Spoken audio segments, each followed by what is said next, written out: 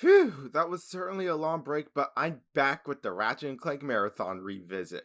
So last time we took a look at the third game in the original trilogy, but before we jump into the PS3 era of the franchise, we gotta take a look at the fourth PS2 game in this era of the franchise. So ladies and gentlemen, welcome to my re-review of Ratchet Deadlocked.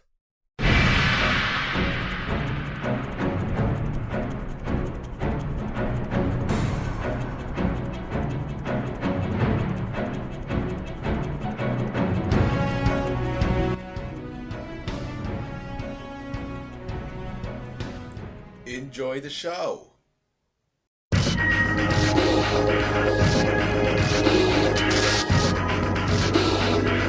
Hello and welcome back everyone to the Ratchet and Clank Marathon Revisit. As the fourth and final stop to the PS2, tonight's subject is Ratchet Deadlocked. Now Deadlock is a 3D action-adventure platformer and third-person shooter originally released on the PS2 in October of 2005.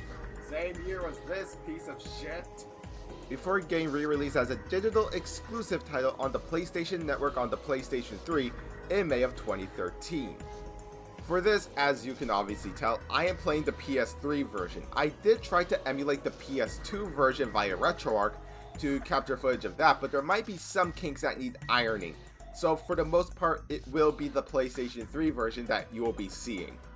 Now me and Deadlock don't have a whole lot of history. In fact, I didn't know of this game's existence until one of those official guidebooks about one of the PS3 games, that being All For One, mentions it while it gave a rundown about the franchise's history until the point of All For One's release.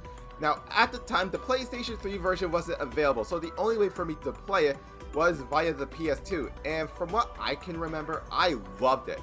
But then again, back then, I didn't care about stories in games. Still don't, but I don't dismiss it, otherwise these reviews, re-reviews, or the Trash or Treasures will feel incomplete. But anyways, let's just answer the question real quick. Is Ratchet Deadlocked any good, and is it one I can recommend to you? Let's find out. So the plot of Deadlock takes place after the events of Ratchet 3, where Ratchet, Clank, and Big Al have been given the job of running the Starship Phoenix, after which the trio receives a call from the mayor, the new mayor of Metropolis. I'm sorry, new mayor of Metropolis, the returning Sasha, making her final appearance in the games. She informs the trio that many heroes have disappeared, but the call gets cut off as a group of robots overrun the Phoenix and take our trio hostage. They are then transported to the Shadow Sector, a lawless region of space on the edge of the Solana Galaxy. There, Ratchet meets Gleeman Vox, voiced by Michael Bell, the creator of Dreadzone, a barbaric game show in which contestants are forced to kill each other for public entertainment. All I can say is, thank God Metal Gear Rising didn't come out, otherwise Raiden would just... Let her rip! I promise I don't know this man.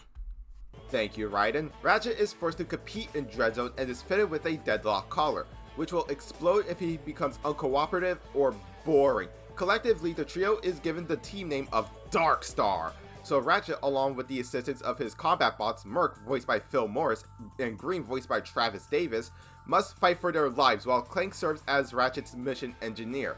And much like Metal Gear Rising, the story just pauses. It doesn't pick up until one of the exterminators, Ace Harley, voiced by Andre Sogulizo, I am very sorry I mispronounced that name, harms out.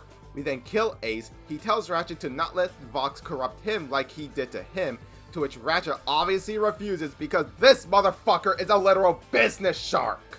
After beating the said to be impossible Gauntlet of Doom on the Ghost Station, Clank devises a plan to escape from the Dreadzone facility by reprogramming the Arena Transport Pod to take Ratchet to the station's control level. From there, he can destroy the central computer and deactivate the containment field holding all the other heroes hostage. Upon his arrival at the control level, Ratchet discovers that Vox has wired the station to explode, and if Ratchet cannot deactivate the explosive, everyone will die! Running a massive gauntlet of enemies and destroying the station's power generators, Ratchet deactivates the containment fields and unlocks the station's escape shuttles. After being defeated by Ratchet, Vox manually activates the station's self-destruct sequence, planning to kill both himself and Ratchet. but the last shuttle, being piloted by Al, arrives and Ratchet and the rest of those who were on Dreadzone Station, minus Fox himself, escape, leaving Vox to, and let me just check the script here. Oh yeah, die in the explosion! The Deadlock collars are also removed, otherwise this would have ended so badly. After the credits, Dr. Nefarious and Lawrence make a cameo appearance, still trapped on the asteroid from Up Your Arsenal. Nefarious states that they were supposed to be coming in range of a space station, to which Lawrence retorts that he had no idea it was going to explode. Nefarious gets angry and short circuits, and the clip from the soap opera Lance and Janice plays as the game ends. And that was the story, and to me, this is Shadow the Hedgehog levels of unnecessary dark. The plot is good in 2005, because 2005 was, well, just an edgy year for video games. May I remind you that Sega thought it would be a great idea to release this failed abortion of a game. Anyway, this is easily the darkest story in the franchise. In terms of characters, Ratchet seems to have reverted back to his personality from the first game. It wasn't until Al was severely injured by Ace that Ratchet went back to normal.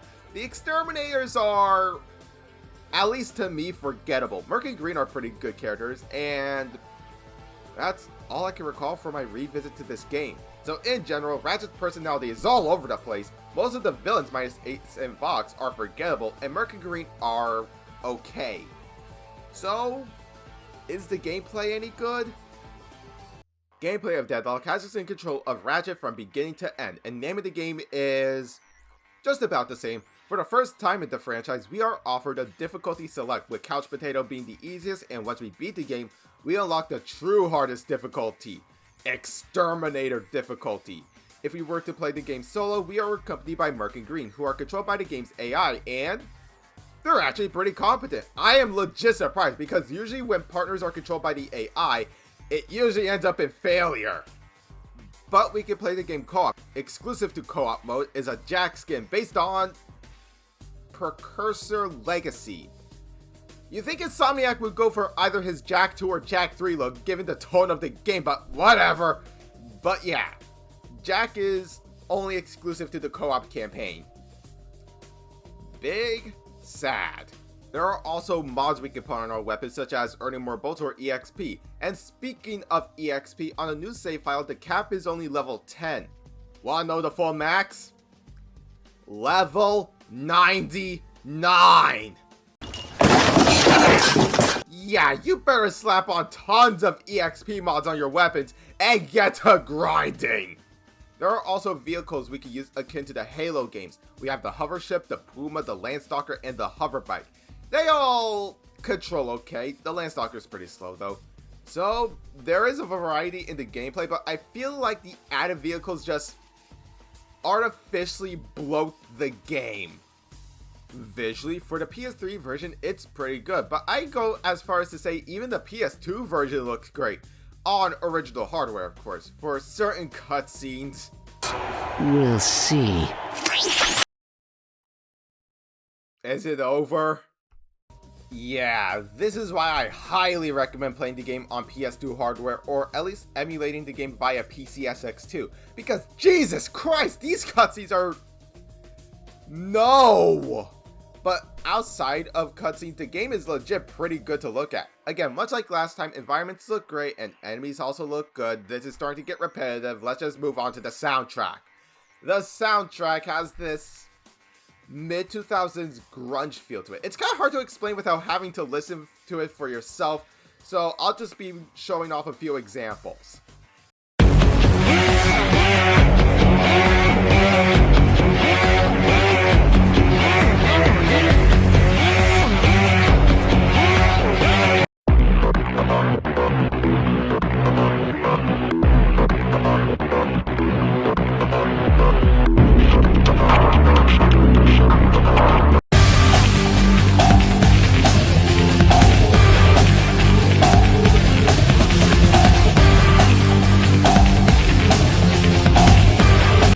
Now let's recap. The story is easily the darkest. Gameplay, while varied, feels bloated.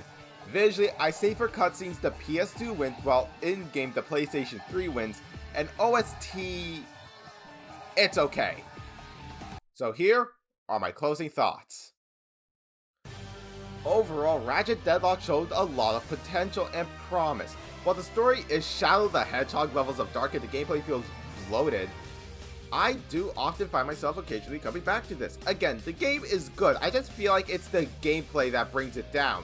So it's with all that in mind, Ratchet Deadlocked gets my score of a 5.5 out of 10. But now, I want to know from you all, did you play Ratchet Deadlocked? What did you think of it? And is it a game you would recommend to a friend? Leave your answers and more down in the comments. Give this video a like if you enjoyed it, and while you're here, consider subscribing and turn on the bell to be notified whenever I make a new video. As always, my social media links are down below. I've been HorrorKid, and join me next time when we jump into the Future Saga, starting with 2007's Ratchet & Clank Future Tools of Destruction for the PlayStation 3. Till then, you all take care.